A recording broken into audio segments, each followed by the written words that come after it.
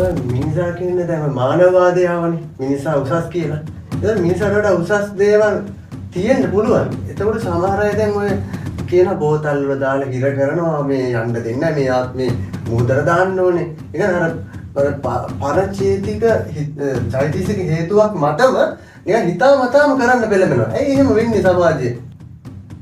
අච්චර දිවස් තියෙන සරියුත් හාමුදුරුවන්ටත් හීන් හඬකින් ඇහුණා නම් අපි වගේ කෙලෙස් බරිත ලෝකෙක ජීවත් වෙන කෙනෙකුට අර වගේ කෙනෙක් කතා කරනකොට හේද බන්ධනයක් කරලා තියෙනවා නම් දැනගන්න තියෙන එකම ක්‍රමය තමයි අපේ අතපය මුලින්ම වෙන්නේ හිරි වැටෙන එක ඊට පස්සේ වෙන්නේ ගෙදර ඉන්න අය එකිනෙකාට එකිනෙකා පෙන්වන්න බැරි ගතිය.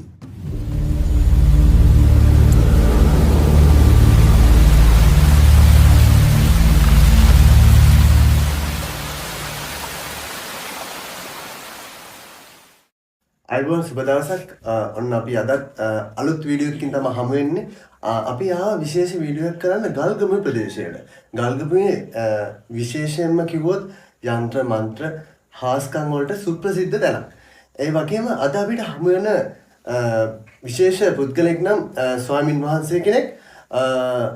උන්වහන්සේගේ නම ගල්ගමේ ධම්මදස්සි ස්වාමින් වහන්සේ. අවසරයි අපේ හඳුනේ.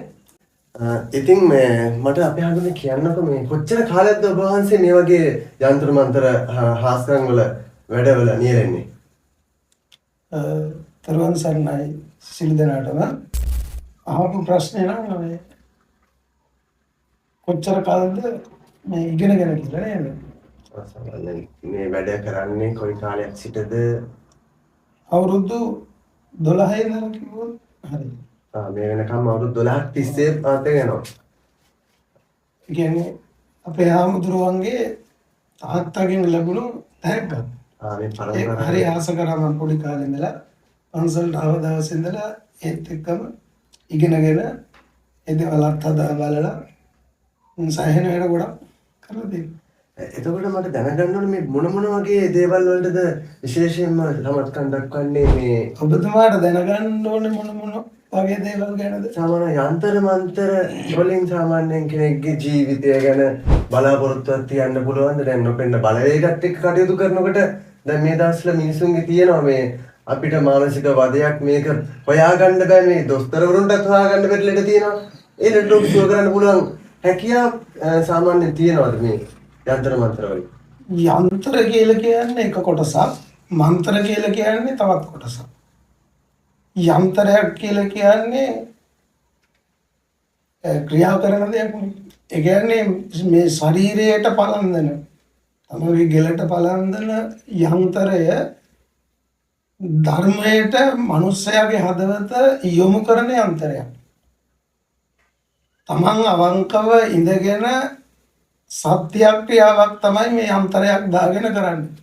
අපි අහලා තියෙනවනේ ජයමුලින් දස ගාථාව දුටුගැමුණු රජුගේ යුද්ධ කරනකොට ඇඳගෙන හිටියනටුනේ. එහෙම තමයි අපි අදට විශ්වාස කරන්නේ. ඒක අපි අදට සජ්ජායනය කරන්නේ කියවන්නේ ඒ මිනිස්යාගේ හදවත අර යන්ත්‍රයෙන් ධර්මයෙන් නැති යන්ත්‍රයෙන් ක්‍රියාත්මක කරන්න ධර්මිෂ්ඨ සිතුවිලි පොදවන්න තමයි ඒ යන්ත්‍රයක් බලන්නේ. ග්‍රහයන්ගෙන් එන අපල උපද්‍රව මැඩ පවත්ව ගන්න ධර්මයෙන් හස්තයක් වෙනම දික් කරනවා තමන්ගේ හදවතත් එක්ක සම්බන්ධ එකයි යන්ත්‍රයක් කියලා කියන්නේ. මන්ත්‍ර කියලා කියන්නේ වෙනම කොටසක්. මන්ත්‍ර කියලා කියන්නේ මේ කටේ වාහේ කියලා කියන දැන් අපි ඒගොල්ලෝ අහලා තියෙනවනේ මේ කටේ වාහේ තියෙන වස්තිය මිනිස්සුගේ ඔය වාහේ වැඩි කරගන්න ඕනේ. ඒ කියන්නේ බලය වැඩි කරගන්න ඕනේ මේ මන්ත්‍රය කියන දේ කටපාඩම් කරන්න. ඒ මන්ත්‍රයෙන් Tamanට ඕන වෙලාවට ඕන මොහොතක ඒ මන්ත්‍රයකින් වැඩ ගන්න පුළුවන් ක්‍රමයක් තමයි මන්ත්‍රයක් කියලා කියන්නේ. ඒක බුද්ධ මන්ත්‍රේ බුද්ධ භාෂිත මන්ත්‍ර වෙනම තියෙනවා, දේව භාෂිත මන්ත්‍ර වෙනම තියෙනවා. එතකොට යක්ෂයන් අතරත් මේ මන්ත්‍ර තියෙනවා. ඒ මන්ත්‍රය තමන්ගේ හදවතට ධාරණය කරගෙන ඒක පත්‍යයන් කරගත්තොත් ඒ ඕනම මන්ත්‍රයකින් වැඩ ගන්න පුළුවන් ක්‍රම 18ක් තියෙන. එක මන්ත්‍රයකින් වැඩ කරන්න පුළුවන් ක්‍රම 18ක් තියෙනවා. ඉතින් මේ මන්ත්‍ර වලින් කරන එක එක ක්‍රම තියෙනවා විවිධ දේවල් වලට. එතකොට මේ තියෙන්නේ ඒ අර අපි අද මෙතන තියෙන නම් බුදු ගුණ යන්ත්‍රේ ජලනන්දන යන්ත්‍රේ තියෙනවා. ඒ කියන්නේ බුද්ධ මන්ත්‍රයක්. ඊළඟට තියෙනවා නව ගුණ යන්ත්‍රේ තියෙනවා. ඊට පස්සේ සරස්වති යන්ත්‍රයක් තියෙනවා. නාගාර්ජුන යන්ත්‍රයක් තියෙනවා. එතකොට ඔය සර්ව ජනවාසිය ව්‍යාපාර කරන අයට දිනුවට යන්ත්‍රයක් තියෙනවා. එතකොට ග්‍රහ දෝෂ අපල උපද්‍රව වලට නව ග්‍රහයන්ගෙන් ඇති වෙන උපද්‍රව වලට ඒ වගේම අණවින කොඩි වෙන හුනියම් බන්ධන වලට කපලා මේ කපලා බන්ධනය අයින් කරලා පලන්දන ජලනන්දන යන්ත්‍රය තියෙනවා. මොකද මෙතන තියෙන්නේ ඔක්කොම බුදු ගුණ මන්ත්‍රය.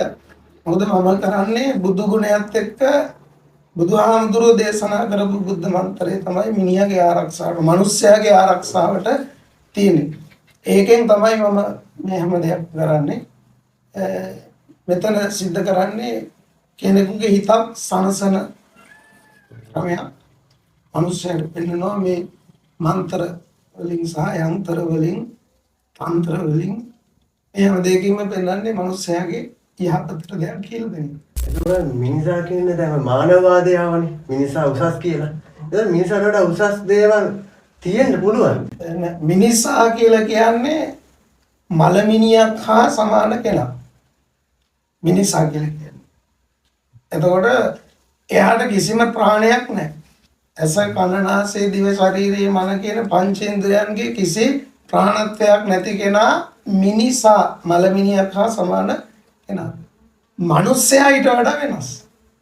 දැන් ඔය අහපු ප්‍රශ්නේ මිනිසා කියලානේ අහුවේ. මිනිසාට කිසි දෙයක් තේරෙන්නේ නැහැ. මනුස්සයාට තමයි දෙයක් තේරෙන්නේ. ඒ මනුස්සයාට අවශ්‍ය වෙන පිහිට ගැන නේද? අවශ්‍ය කරන පිහිට. මොන වගේ පිහිටක්ද අවශ්‍ය වෙන්නේ එතකොට? මිනිසාගෙන් ආරක්ෂා වෙන්න ඕන ක්‍රමවේදයක් තියෙනවා. ඒකට දැන් මිනිසා ආරක්ෂා වෙන්න ඕන කියලානේ දැන් ඔය යන්ත්‍රය දාන්නේ. ආරක්ෂා වෙන්නේ කාගෙන්ද සාමාන්‍ය? මිනිසාට සමහරවල්ලාට දෙන අපිට හතුරුකම් කරන්නේ මිනිස්සු. නැත්තම් මේ නොපෙන්න බලවේගය දෙකම එකට එකතු වෙනවද නැත්තම් දෙපැත්තට එක එක විදිහට එනවද කියලා අහන්නේ. මනුස්සයාට මේ ලෝකේ හතුරු වැඩි. මොකද මනුස්සයා අතින් සිදුවෙන පව් වැඩි. දැනත් සිදුවෙන හා නොදැනත් සිදුවෙන වැරදි වැඩි. මේ බලපෑම් අපේ ජීවිතයට එකතු වෙන්නේ ග්‍රහචාරයත් එක්ක. ditta ධම්ම වේදනීය කර්ම මේ ආත්මේ පරිසම් දෙනවා. ඒ නමුත් පෙර කරපු අකුසල් මේ ආත්මෙත් පරිසම් දෙනවා. ඒ දෙකම අපිට ලැබෙනවා. ඒ ලැබෙන්නේ තමන්ගේ ග්‍රහචාරයේ බලවත්කම අඩු වුණාම. ඒකෙන් නොපෙන්න බලයක අනිවාර්යයෙන්ම සුව කරන්න පුළුවන් කියලා හැකියාවක් තියෙනවද? නොපෙනෙන බලවේග සුවපත් කරන්න බුදුහාමුදුරුවෝ දේශනා කළා. තිලෝ කුඩ්ඩ සූත්‍රයේදී තිලෝ කුඩ්ඩේසු තිට්ඨන්ති සම්දිසින්ඝාටකේසු ච ద్వාර බාහසු තිට්ඨන්ති ආගන්්වාන සකංගරන් ద్వාර බාහසු. ඒ කියන්නේ තිලෝ කුඩ්ඩ කියලා කියන්නේ මැරිච්ච ඥාතින්. තිට්ඨන්ති කියලා කියන්නේ ඉන්නවා. කොහෙද ඉන්නේ? ద్వාර බාහසු මේ ඉස්සරහ දොර ළඟ. ආගන්්වාන සකංගරන් තමන් යනකොට තමන් පිටිපස්සේ ඉන්නවා. ගච්ඡන්තං වානුගච්ඡේ තමන් යනකොට තමන් පිටිපස්සේ යනවා. නිසින්නම් වා උපනිසීදී තමන් ඉඳගෙන ඉන්නකොට තමන් ඉඳගෙන ඉන්න තැන පාඩි වෙලා ඉන්නවා. කාලා පිඟාන හොදන්නේ කොතනද? විදුලි ටික විසිකන්නේ අර එතන ඒ ඥාති ඉන්නවා. මේ ඥාතින තුම්මන් හන්දිවල, දෙමන් හන්දිවල, හතරමන් හන්දිවල මේ මැරිච්ච ඥාති ඉන්නවා. අපි අරකොට ගච්ඡන්තං වානුගච්ඡේ තමන් පිටිපස්සෙන් ගමන් කරන මේ මැරිච්ච ඥාති නෝනලා බලපෑම් කරන්න පුළුවන්. දැන් තමන්ට අධික ආදරයක් මත දැන් පස්සේ තමයි අම්මා තාත්තා නිගියා කියමු. ඔව්. අම්මා තාත්තා අපිට තියෙන ලෙන්ගතුකමටම ආවා කියලා අපිට හිතන්න පුළුවන්. ඔව්. එතකොට සමහර අය දැන් ඔය කියන බෝතල් වල දාලා හිර කරනවා මේ යන්න දෙන්නේ නැහැ මේ ආත්මේ මූදර දාන්න ඕනේ. ඒක අර පරචේතික චෛතසික හේතුවක් මතම නිකන් හිතාමතාම කරන්න පෙළඹෙනවා. ඇයි එහෙම වෙන්නේ සමාජයේ? මේගේ ඥාතින් වෙනුවෙන් කියලා. පව්පාරකමනේ. ඔය මරුණ ඥාතීන් බුදුහාමුදුරුවෝ අපිට දේශනා කළේ මේ මරුණ ඥාතීන් ඉන්නවා පින් ගන්න පුළුවන් සහ බැරි. අරදත්තූප ජීවී කියන ජීව කොට්ටාස වලට අයිති වෙලා ඉන්න ඥාතීන්ට විතරයි පින් ගන්න පුළුවන්. ඒ පින් ගන්න පුළුවන් ඥාතීන් මැරිලා ගිහිල්ලා ඒ තැන්වල පරදත්තූප ජීවී කියන ජීව කොට්ටාස වල ඉපදුනාම අපි දෙන පින් ගන්න පුළුවන්. ඊට පස්සේ වැඩියෙන් පින් දෙන අය දිහා බලාගෙන අරගොල්ලෝ ඒ ඥාතීන් පිටිපස්සෙන් එනවා. දැන් අර සරියුත් හාමුදුරුවන්ට හිමාලය යනකොට සරියුත් පුතේ කියලා ආත්මනුන මේකට එහා පැත්තේ අම්මා වෙලා ඉපදිච්ච කෙනෙක් පෙරේතියක් වෙලා හිමාලය ඉපදිලා හිටියා.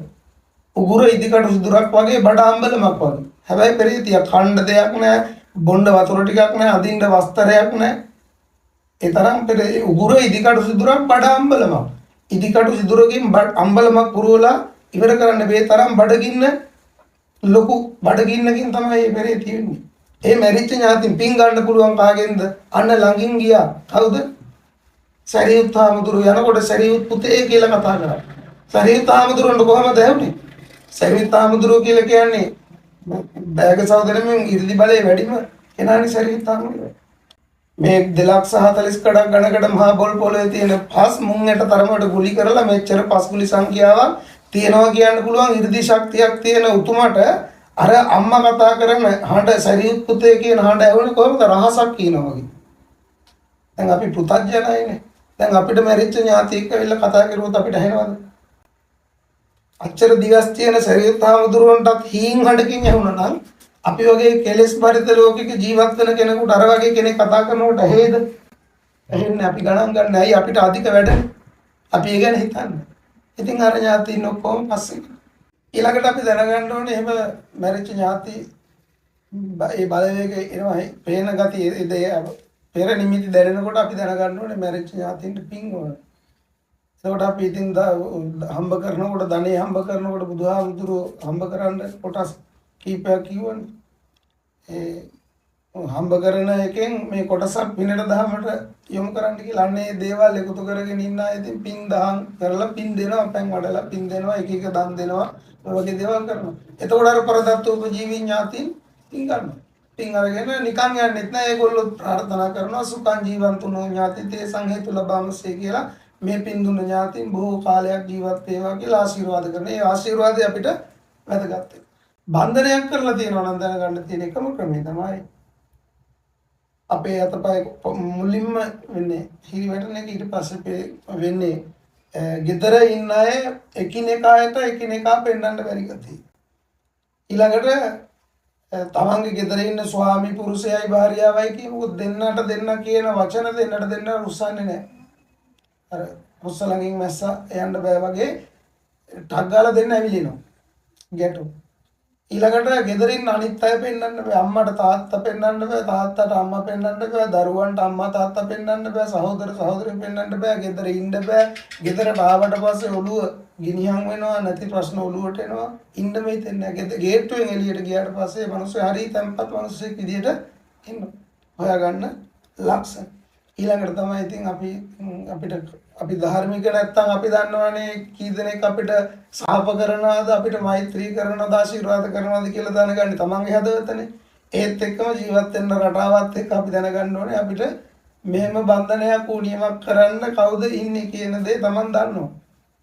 එහෙම දැනෙනකොට තමයි මට මෙහෙම දෙයක් වුණා කියලා අපිට හිතෙන්නේ. අන්නේ හිතෙන වෙලාව තමයි බන්ධනේ පටන් ගන්න එකම තැන. ඒක ඔබ වහන්සේට දැන් ඇවිල්ලා ඕක ලක්ෂණ ඔක්කොම කියනවනේ. ඔව්. එතකොට ඉතින් එයාට ඔබ වහන්සේ මොකක්ද ගන්න ක්‍රියාමාර්ගය මේක විසඳන්න? විසඳන්න ගන්න තියෙන එකම ක්‍රියාමාර්ගය බුද්ධාමයට අනුව කෙනෙක් මරණ එකවත්, කපන එකවත්, කොටන එකවත්, සතෙකුගේ ලේ අරගෙන ගොටු බිලි දෙන එකවත් නෙමෙයි. ඉන්නවා දෙවිවරු ඉන්නවනේ. අල්පේ සාක්කි දෙවිවරු ඉන්නවා, මහේ සාක්කි දෙවිවරු ඉන්නවා, යක්ෂයොත් ඉන්නවා. බුදුහාමුදුරුවෝ ආටානාටි සූත්‍රයේ දේශනා කරනවනේ යක්කු පෙරේතව ගැන. සමහර යක්කු ඉන්නවා ආවිසති බොහෝ ආවේශ වෙච්ච යක්කු ඉන්නවා. ලේමයි ඉල්ලන්නේ. දැන් අපි ගත්තොත් ඔය කාලිමෑනියෝ කියලා කියන්නේ ලේමයි ඉල්ලන්නේ. දෙන්නේ ගොටුනේ කුකුල්ලු පීදරේ කපනවාද අදක? බුදුදහමේ එහෙම එකක් නැහැ. එහෙම තොইলයක්, එහෙම ඥාතියෙක් එළවන ගතියක් බුදුදහමේ නැහැ. ආහාර පාන, ඇඳුම් පැළඳුම්, බෙහෙත් අවශ්‍ය කරන දේවල් දෙන්න පුළුවන්. අවසානයේ ඒවා දෙන්නේ කාටද? සිල්වන්ත ගුණවන්ත කෙනෙකුට. දීලා දෙන අර ලබන කෙනා ගන්න ලබන සතුටක් තියෙනවා. අපි දෙන කෙනා දෙන දේ ගන්න කෙනා ලබන සතුටක්. අන්නේ සතුට අරගෙන අර ඥාතින්ට දෙන්න ඕනේ. ඒක දෙන්න පුළුවන් ක්‍රම තියෙනවා. මොකද අවස්ථා තියෙනවා. දැන් බුදුහාමුදුරුවෝ කියනවානේ මේ පින් පළ දෙන්න සුදුසු කාලයක් ඕනේ, සුදුසු වෙලාවක් ඕනේ. ඒ වගේම මේ පින් පව් කියන දෙක පරිසම් දෙන්න සුදුසු ස්ථානෙකුත් ඕනේ. ඒ කාල සීමාව වෙනකන් අපි අර කරපු අකුසල් තියනවානේ. අර පිනට යටින් ඉඳගෙන බලපෑම් කරනවා. ඒක නිසා තමයි ඔය හුනියම් බන්ධන ඇති වෙන්නේ. ඒ අඩුතනක් බලලා තමයි එයාගේ අර මේ පල්ලෙහාවක් කඩින් වතුර ගහගෙන යන්නේ. ඒ වගේ ග්‍රහචාරයේ බලවත් අඩුතනක් බලාගෙන අර කරින් යනවා කරන්නේ. ඒ කියන්නේ දෙහිගෙඩි සම්බන්ධ කරගෙන කපලා කොටලා ඒවා මේවා මුකුත් කරන්නේ නැහැ. ඒ කියන්නේ පින්පම් වෙන ඒවා විතරයි වෙන්නේ. නෑ. මේමයි යකෙක් ඇඟේ ඉන්නකොට ඒ යක්ෂයාට දැන් අර බුදුහාඳුරුන්ට කියනවනේ නික්කම සමනාති භගවා පාවීසි කියලා බුදුහාඳුරුන්ට එළියට යන්න කියනවා. ඇතුළට එන්න කියනවා. ඉඳ ගන්න කියනවා. නැගිටින්න කියනවා. ආලෝක යක්ෂයා. බුදුහාඳුර ඒක කරනවා. කරලා අවසානයේ බුදුහාඳුර මොකද කියන්නේ? නෑ යන්නේ. පුළුවන් දෙයක් කරන්න කියනවා. අපි එච්චර පින් දීලා මේ එච්චර යුතුයකම් ඉටු කරලා ඒ කෙනාගේ ඇඟෙන් යන්න බෑ කියලා යම් ඥාතිය තර්ජනාත්මකව බලපෑම් කරනවා නම් ඒකටත් වැඩ බුදුහාමුදුරුවන්ගේ ධර්මයේ තියෙනවා. දැන් මේ වෙලෙකුත් මේ මන්ත්‍රයක් ගත්තාම ওই මන්ත්‍රයක තියෙනවා ක්‍රම 18ක්. හොඳින් නම් හොඳින් නරකින් නම් නරකින් අතප්පයක් කඩලා නම් එහෙම මරලා නම් එහෙම උන් හිටතන් නැති කරලා නම් එහෙම පිස්සු හදලා නම් එහෙම වශී කරගෙන නම් එහෙම ඔය වගේ කොටස් 18ක් තියෙනවා. 18 ක්‍රමයකට කරන්න පුළුවන් ওই මන්ත්‍ර ශාස්ත්‍රය. බන්ධන හුනියම් කියන ඒවා ක්‍රම 18 කරන්න පුළුවන්. නමුත් ඒ වගේ දේවල්ද බලපාලා තියෙන්නේ අර වගේ දේවල්ද බලපාලා තියෙන්නේ කියලා හොයාගෙන බුදුදහමෙන් කපන්න පුළුවන්. හොඳින් නම් හොඳින් නැත්නම් ඉතින් ඔය කියන දේ අහන්න නැත්නම් ඉතින් ඒකට තියෙනවා ඉතින් පිළියම්. එහෙම කළොත් පවක් සිද්ධ වෙනවා කියන අරමුණක් ඇතුව කරොත් කියන්නේ හොඳ සිතකින් කරොත් එහෙම මේ එක මිනිස්සෙක් බේරන්න තව මිනිස්සු කීප දෙනෙක්ගේ ජීවිතය හා සම්බන්ධ ගැටලුවක් න කරලා දානවද? ඒ කියන්නේ මරන්න හරි ඒ දණ්ඩපත් වෙනවද? නෑ කෙනෙක්ගේ ජීවිතේ මරණ එක බුදුහාමුදුරුවෝ අනුමත කරපු දෙයක් නේ. අපි කිසිම දවසක කෙනෙක්ගේ ජීවිතයක් හානි කරන්නවත් ජීවිතයක් නැති කරන්නවත් මම කවදාවත් මේ දේවල් කරන්නෙත් නෑ. ඒ දේවල් වලට අනුබල දෙන්නේ නෑ. මේක මේ කියන කතාව වෙනයි. බුදු වෙලත් බුදුහාමුදුරන්ට ගල් පෙරලන්න තරම් දේවදත්ත හාමුදුරුවන්ගේ හිත පහත් වුණානේ. හැබැයි බුදුහාමුදුරුවෝ ධර්මයේ ශ්‍රේෂ්ඨ කරගෙන ජීවත් වුණ නිසා වෛර කළේ නෑ. එයා ඒ කර්මේ ගෙවනවා අදටත් ගෙවනවා කරපු පාපේ. ඒක අවබෝධ කරගෙන කෙනෙක් ජීවත් වුණොත් ඒක නැහැම බලපෑමක් කරන්නේ නැහැ. නමුත් අයින් කරන්න තවත් ක්‍රමයකින් තියෙනවා. ඉතින් උකට එච්චර දඟලන්න ඕනේ නැහැ. ඉතින් අර පුටු කකුල් හතරක් තියෙන පුටු ගුයි පොල් මලකුයි විතරයි ගත්තාම නිකම්ම යනවා බෑ කියන අය.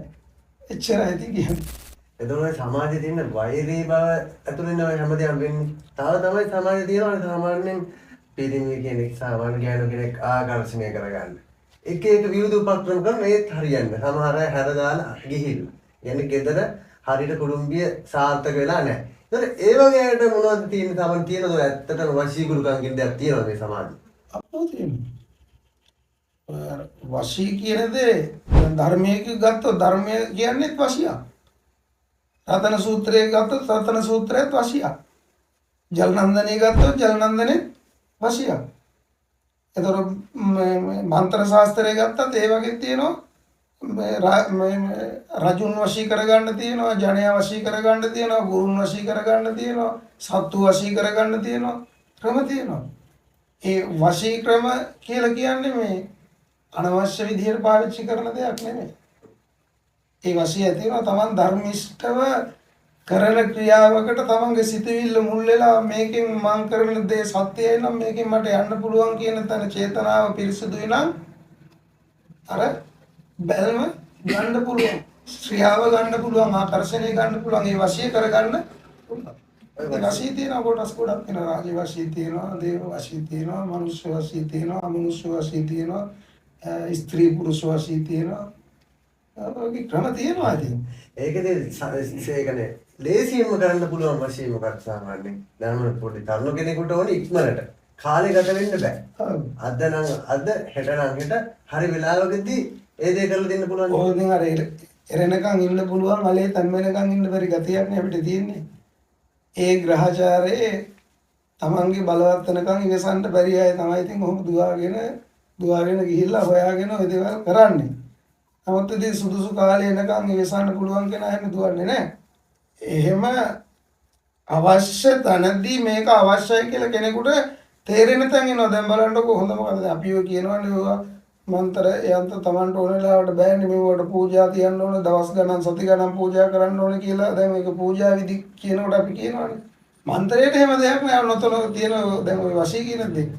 ඒතර යන්ත්‍ර මන්ත්‍ර වල තියෙන බලපෑම් අර දඹුල්ලේ කතාව කියනවනේ සුද්ධියක් ඇවිල්ලා අත හොදනකොට ගුරුවරයා කිව්වා ගෝලයාට පොඩි නම ඕක තමයි නරකත් හොඳ වෙන වෙලාව කියලා. අදටත් දඹුල්ලේ ගිහිල්ලා පාත්‍රයෙන් අත හොදන්නේ නැහැ නේ ඔයගොල්ලෝනේ. එදා ඒ අත හොදගෙන යන්න අවස්ථාව ඇරියනම් අදට සුද්ධ නෙමෙයි ලංකාවේ උන් ගිහිල්ලා අද එහෙනම් උතන නානවා. ඒ ගරුත්වය ඒ තැන ආරක්ෂා කරන්න එදා ඒ කරපු දේ නිසා අදටත් දඹුල්ලේ පාත්‍රයෙන් අත වතුර බින්දුවක් ගන්නෙ නැහැ. ඒ ගරුත්වය ඒක තමයි අවශ්‍ය. අපි හඳුනන මේ ඔය පින් දීලා දැන් මලකින් යනතින් අයින් කරන්න බැරි නම් ධර්මානුකූලවනේ ඔබ වහන්සේ කතා කරන්නේ. බෑද වෙන විකල්පයක් උදලා ඔය යවන්නේ තියෙනවා. ධර්මයේ හොඳටත් නරකටත් දෙකටම පිළියම් තියෙනවා. මෙලව සහ පරලොව දෙකක පිළිබඳව අනාගතය පිළිබඳව තීරණය කරන දෙයක් නේ ධර්මයේ. නරක ක්‍රමක් තියෙනවා. අනන්ත තියෙනවා නරක ක්‍රම එක අකුරයි වෙනස් කරන්න තියෙන්නේ. හොඳින් නම් හොඳින් නරකින් නම් නරකින් වෙනස් කරන්න පුළුවන්, කපන්න පුළුවන්, එලවන්න පුළුවන්, බදින්න පුළුවන්, නැති කරන්න පුළුවන් හැම දෙයක්ම මේ ධර්මයේ තියෙන එක අකුරයි වෙනස් කරන්න තියෙන කතාවක් තියෙන පොල්ලට ලෝක වලන්නේ නැහැ කියලා. එච්චරයි. හැබැයි මට ඕනේ නැතිම කරලා කරන්න මට ඔබ වහන්සේක කරන්න පුළුවන්. උපරිම ප්‍රාණඝාතයක් කරන්න අනිත් ඕන දෙයක් නැති කරන්න පුළුවන්. එයා සාමාන්‍ය දෙහි ගෙඩි වලින්ද නැත්තම් වෙන වෙන විකල්පද සමහර අය මම දැකලා තියෙනවා දෙහි ගෙඩියෙන්ම කපලා දාලා අයින් කරලා නැත්තම් පොල් මලක් ගිව ගහලා කෑ ගහලා මෙහෙමයි. ඔය එක එක ප්‍රදේශවලට ආවේනික පිදිලි තියෙනවා, දොළ පිදීනි තියෙනවා, පූජා ක්‍රම තියෙනවා, දිස්ත්‍රික්ක මට්ටමින් ඒවා වෙනස් වෙනවා, පළාත් මට්ටමින් වෙනස් වෙනවා. දැන් අපේ පළාතේ මෙහෙට ඉන්නේ ගම්බාර දෙවියෝයි. එතකොට ඝන දෙවියෝ තමයි ගොඩක් මෙහෙ අදහන්නේ. මොකද ඒ අය තමයි ගොඩක් ආශිර්වාදේ ඒ ක්‍රමවලට අපේ පළාත්වල දැන් ගොඩක් මන් දන්න තරමින් ලංකාවේ පහළ වුණ වැඩිම ගුරු හොඳම දක්ෂ ගුරුකම් කරන මන්ත්‍ර ශාස්ත්‍ර දන්න වෙදකම නක් ශාස්ත්‍රය දන්න ගොඩක් අය පහළ වුණේ වන්නි. වන්නි තමයි පහළ වුණේ.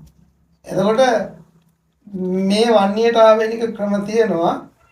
ඒ වගේ ඉතින් පොඩ්ඩක් රිද්දලා හරි නැත්නම් ඉතින් කරන්න මොකක් හරි දඬුවමක් දීලා හරි හිර කරලා හරි දැන් ඔය වගේ ගහුවනේ අර මුහුදට දාන කුප්පියක දාලා හිර කරලා මුහුදට දානවා කියන්නේ. ඉතින් පවක් තමයි. ඉතින් මේ ලෝකේ ධර්මයට අවනත නොවන කිසිම අධර්මික පුද්ගලයෙක් නැහැ. කොහෙන් හරි ගිහිල්ලා ධර්මයටම තමයි ආපහු නැඹුරු වෙන්නේ. කොහෙන් හරි කියන එක අහන්න වෙනවා. ඉතින් ඒ තැනට නොදා බේරලා නිදහස් කරලා යවන්න ක්‍රම මේ ධර්මයේ තියෙනවා. ඉතින් මන්ත්‍ර ශාස්ත්‍රයේ තියෙනවා. අපහන මේ දැන් එහෙම කෙනෙක් ඔබ වහන්සේකට ආව කියමුකෝ. ඔව්. දැන් පහසු විදියම කියන්නකෝ මොකද්ද කරලා ඉවර කරන්න පුළුවන් සාමාන්‍යයෙන් අද කාලේ බොහෝ දුරට වියදාම් වෙනවා. ඉන්න මිනිස්සු වලට පැකිලෙන්න කැමති නේ සමහර අය බොරු කරනවා. ඒ හින්දා කෙටියෙන්ම කියන්න කොහොමද ඔක වෙන්නේ ක්‍රමවේදය කියලා. නෑ මෙහෙමයි පුතේ කෙටියෙන්ම කරන ක්‍රමය තමයි අපි දෙයක් බලාපොරොත්තු වෙන්නේ යම් කෙනෙක්ගෙන් යමක් දෙනවා කියලානේ. බලාපොරොත්තුවක් දීලා තමයි අපි එයාගෙන් වචනයක් ගන්නෙ. එතකොට අපි දෙවියොත් එක්ක වැඩ කරනවද, යක්කුත් එක්ක වැඩ කරනවද, පෙරේතයොත් එක්ක වැඩ කරනවද කියන එක තීරණය කරන්නේ වැඩ කරන කෙනා. ලාභ සත්කාර වලට වැඩ කරනවද කියලා තීරණය කරන්නේ තමන්මයි. සත්‍ය විදිහටම මේකට අවශ්‍ය වෙන්නේ මෙච්චරයි ඒ බව දැනගෙන ඒක එන කෙනාට කියලා එච්චරක් විතරයි ඕනේ කියලා හැඟීමෙන් කරනවා නම් එච්චර ලොකු දේවල් යන්නේ නැහැ. අනිවාර්යෙන් බන්ධනයක් කරලා හුනීමක් කරලා තියනවා නම් අහු දෙහි අත්තන මේ කියන තුන ඕනේ. පළතුරු වට්ටිය කැවිලි පළතුරු වට්ටි පූජාව ඕනේ. ඒ කියන්නේ අවශ්‍ය කරන පූජාව. එතකොට අවශ්‍ය පූජාවකට අවශ්‍ය කරන මල් පහන් ඒ ටික දන්නවනේ ඕන කෙනෙක්. අනේ ටික විතරයි ඕනේ. කුකුල්ලු කපලා ලේ කොටු දීලා බහිරෝ පූජා තියලා ওই දේවල් කපනවට වඩා සරලව කරන්න පුළුවන් එකම ක්‍රමය තමයි ධර්මයෙන්. හැබැයි කවදාවත් ආයේ එන්නේ විනාශ වෙන්නේ නැහැ. මරණකම්ම ඒ බන්ධනේ එතනින් ඉවරයි. අයලම වෙන්නේ නැහැ. ඔබ වහන්සේ දැන් හැම විස්තරයක්ම කිව්වා. නමුත් මේ ඔබ වහන්සේ බැහැදගීමට එන කට්ටියට එන පාරතොට ඒ වගේම දුරකථන අංක ඒ ටික පොඩ්ඩක් පැහැදිලි කරන්න වටිනවා නේද කියලා. මං හම්බෙන්න කෙලින්ම තියෙන ගල්ගුම ටවුන් එකට ඇවිල්ලා මීගලය පාරේ කිලෝමීටර් 7-8ක් යනකොට හම්බෙනවා ගණන්ගමු ඉපාලම ගාව ගණ දෙවි පිළිමය. අන්න එතන මං ඉන්නේ. බදාදා, සෙනසුරාදා, ඉරිදා කියන දවස් තුනේම මං එනවා. තව දෙයක් කියන්න ඕනේ. මං විදිහට මගේම වීඩියෝ මේ විදිහට දාලා වෙන අය ජාවාරමක් කරනවා කියලා සෑහෙන තොරතුරු තියෙනවා. ඉතින් මම හම්බෙන්න මගෙන් දෙයක් බලාපොරොත්තු වෙන කෙනෙක් ඉන්නවා නම් අනිවාර්යෙන් මං හම්බෙන්න එන්නම ඕනේ. එහෙම නැතුව මේ බැංකු ගිණුම් අරගෙන ඒවට සල්ලි ගන්න දෙයක් මගේ ගාව නෑ. මාව හම්බෙන්න එන්න ඕනේ අනිවාර්යෙන්. මගෙන් වැඩක් කරවට මං කවදාවත් බැංකු පොත් වලට සල්ලි දැම්ම ගන්න කෙනෙක් නෙමෙයි. මට එහෙම ඕනකමක් නෑ. අනිවාර්යෙන් මාව හම්බෙන්න මං අර ඉස්සෙල්ලා කියපු විදිහට මෙතෙන්ට එන්න ඒ අවශ්‍ය දේ කතා කරගෙන මං හම්බෙන්න ආවොත් පමණයි මගෙන් දෙයක් කරගන්න පුළුවන්. මොකද මම මේ දේ කරන්නේ හරි සබ්භාවයෙන්. ඕනම කෙනෙකුට ගල්ගුමුට ඇවිල්ලා මාව හම්බෙන්න පුළුවන්. ඔබ වහන්සේ දුරකථන අංකය මොකක්ද? මගේ දුරකථන අංකය 076යි 018යි 62යි 83. ඕන වෙලාවක කතා කරන්න. කතා කරලා දවස් ඔය කියපු දවස් තුනෙන් එක දවසක ඇවිල්ලා හම්බෙන්න. බොහොම ස්තුතිවන්ත වෙනවා හැමෝටම මට මේ වගේ අවස්ථාවක් ලබා දීපු හැමෝටම. ඒ වගේම වටපිට YouTube channel එක දැන්ම subscribe කරලා නැත්නම් subscribe කරලා තියාගන්න. මොකද මෙවැනි වීඩියෝ අපි නිරන්තරයෙන් ඔබ වෙතට අරන් එන්න පසුබට වෙන්නේ නැහැ. මේ සමාජයේ තියෙන තතු සියලු දේම එක සැනින් ඔබට ලබා දෙන්න අපි කටයුතු කරනවා. ඒ වගේම ලංකාවේ ජනප්‍රියම ඒ වගේම ගුප්ත විද්‍යා සම්බන්ධ පරතරට ගියපු ගල්ගමුවේ ධම්මදස්සි හාමුදුරුවන් වහන්සේ බැහැ දකින්න ආපු වෙලාවක සුවිශේෂී වීඩියෝ එකක් කරන්න හිතුණා. ඒ හින්දා තමයි මේ වීඩියෝ එක අරන් ආවේ. එතෙක් නැවත වීඩියෝ එකකින් හමු වෙනතුරු ඔබට ජය ප්‍රාර්ථනා කරනවා. එහෙනම් තෙරුවන් සරණයි.